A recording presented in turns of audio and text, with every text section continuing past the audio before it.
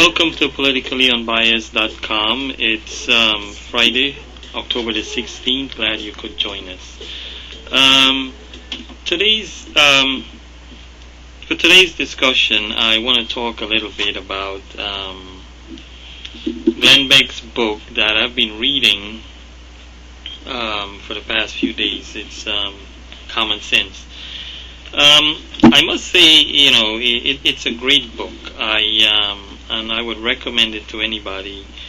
And as most of you know, I'm not a conservative, I'm not a liberal, but when I read stuff, whether it comes from the left or the right, that makes sense, I'm willing to give credit where credit is due.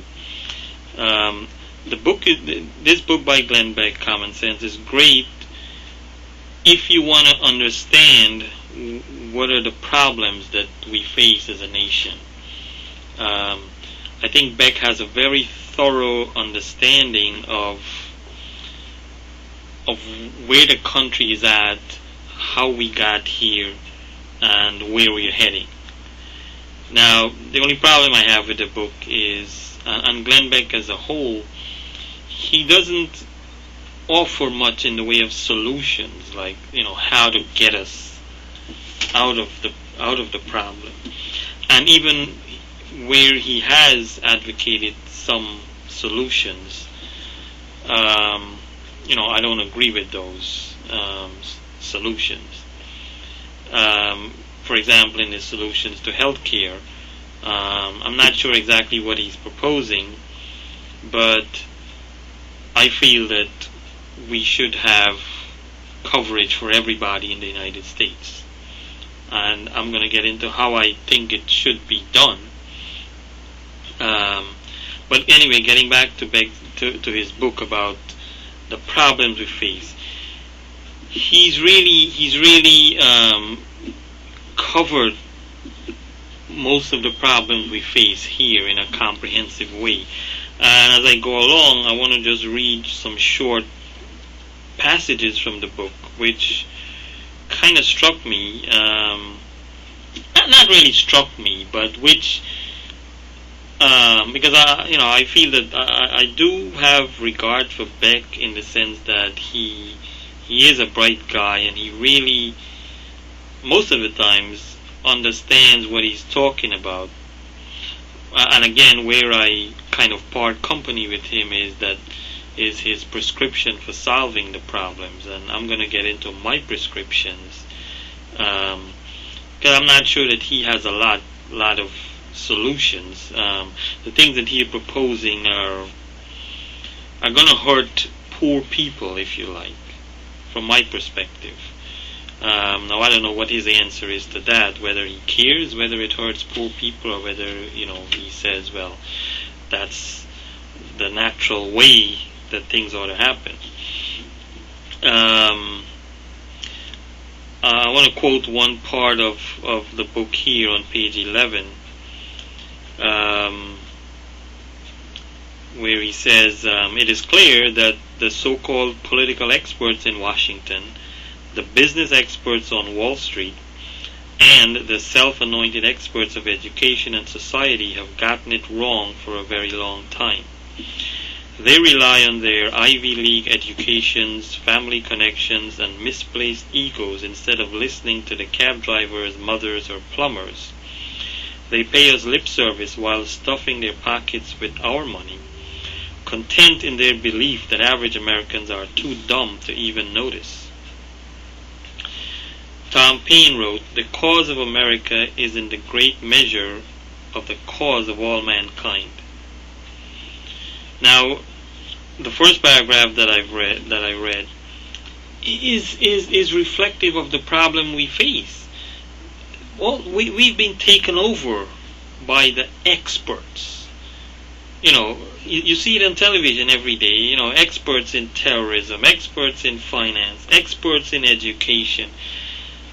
And all these people do is they come on and they repeat the problem, they regurgitate what the problem is, they do a dance, and they offer a little bit of, analysis, so-called analysis of what the problem is, never giving us a solution, never committing themselves to anything, to saying what the solution to the problem is. And a lot of these experts, they're so tied to the special interests, that they're not offering us neutral advice. They're coming from one particular angle or the other. So we can't be relying on these so-called experts to solve our problems, because they're not giving us an independent, non-biased perspective on anything.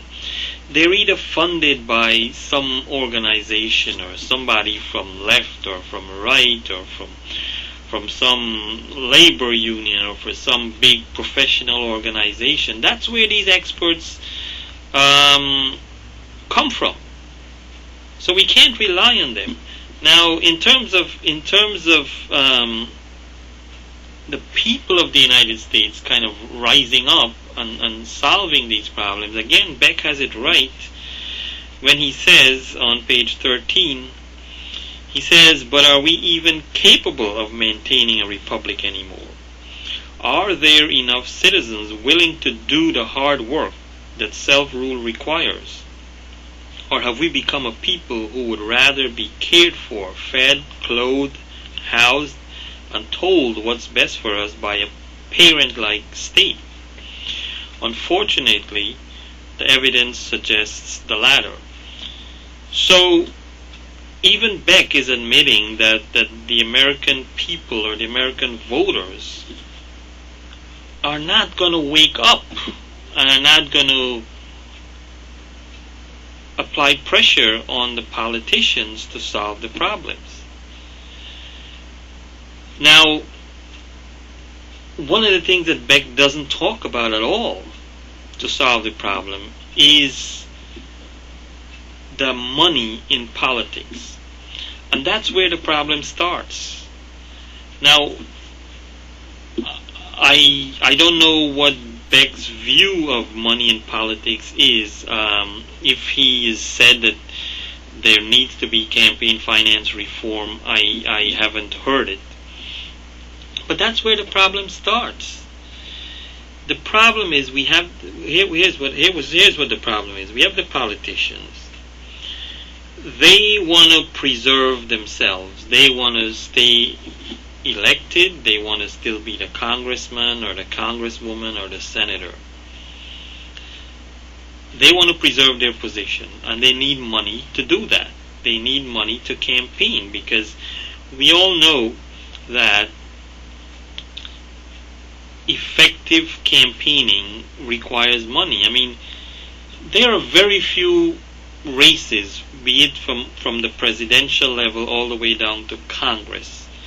There are few races where the person who spent the lower amount of money won.